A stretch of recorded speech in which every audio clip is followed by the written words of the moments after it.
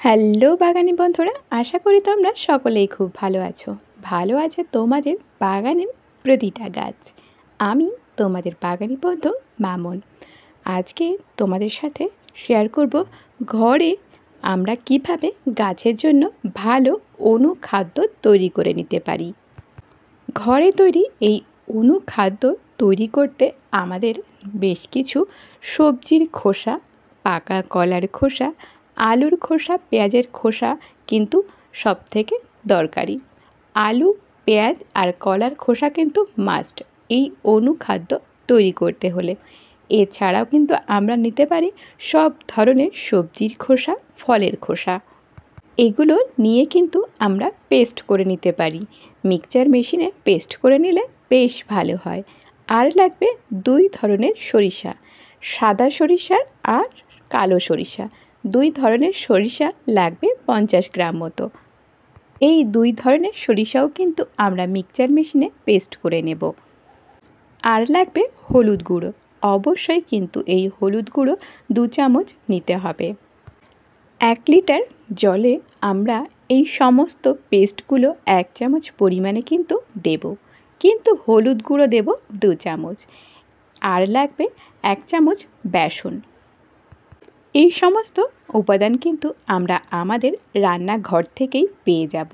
রান্নাঘরে সবজির খোসা, ফলের খোসা আমরা কিন্তু ফেলে দিয়ে থাকি। এই ফেলে দেওয়া জিনিস থেকেই কিন্তু আমরা গাছের জন্য উপকারী অনুখাদ্য তৈরি করে নেব খুব সহজেই কম সময়ের মধ্যে কিন্তু আমরা এই অনুখাদ্য তৈরি করে নিতে পারি।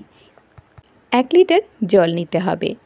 তারপর সেই জলের মধ্যে 2 চামচ হলুদ গুঁড়ো, 1 চামচ বেসন গুঁড়ো আর আমরা যে পেস্টগুলো করলাম সেই পেস্টগুলো 1 চামচ করে নিতে হবে।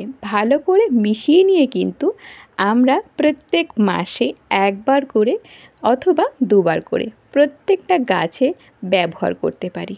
আমরা চাইলে এটা টবের মাটিতেও দিতে পারি 1 গ্লাস পরিমাণে। গাছের পাতায় স্প্রে করতে হলে আমরা কিন্তু ছাঁকনির সাহায্যে ভালো করে ছেঁকে নিয়ে তবেই কিন্তু গাছের পাতায় স্প্রে করতে পারি। সকাল 7টার আগে অথবা বিকেল 5টার পরে কিন্তু আমরা এটা ব্যবহার করতে পারি। ঘরে তৈরি এই অনুখাদ্য গাছে ব্যবহার করলে গাছের গ্রোথ ভালো থাকবে, ফুল ফল ঝরা রোধ করবে, ফুলের সংখ্যা বৃদ্ধি করবে। গাছে তো আমরা অনুখাদ্য প্রত্যেক মাসে ব্যবহার করে থাকি, হয়তো দোকানের থেকে কিনে নিয়ে আসি। সেটা যদি আমরা ঘরে তৈরি করে আমাদের গাছে ব্যবহার করি, তাও আবার রান্নাঘরের জিনিস দিয়ে, তাহলে খুব ভালো হয়। আমি কিন্তু এই অনুখাদ্য ব্যবহার করছি মাঝে মধ্যেই। এই অনুখাদ্যের পরিমাণ কখনো যদি গাছে ব্যবহার করতে পরিমাণে বেশি হয়, তাহলে কিন্তু গাছের কোনো রকম কোনো ক্ষতি হয় না। যেহেতু এটা ঘরে তৈরি জৈবিক অনুখাদ্য, তাই গাছের কোনো রকম কোনো ক্ষতি হবার সম্ভাবনাই থাকে না। গাছের উপকার ছাড়া খারাপ কিন্তু হয় না।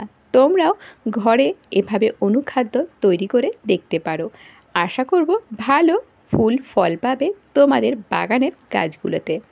এই অনুখাদ্য কিন্তু সব ধরনের গাছে ব্যবহার করা যাবে, প্রত্যেক মাসে 2 বার অথবা 1 বার।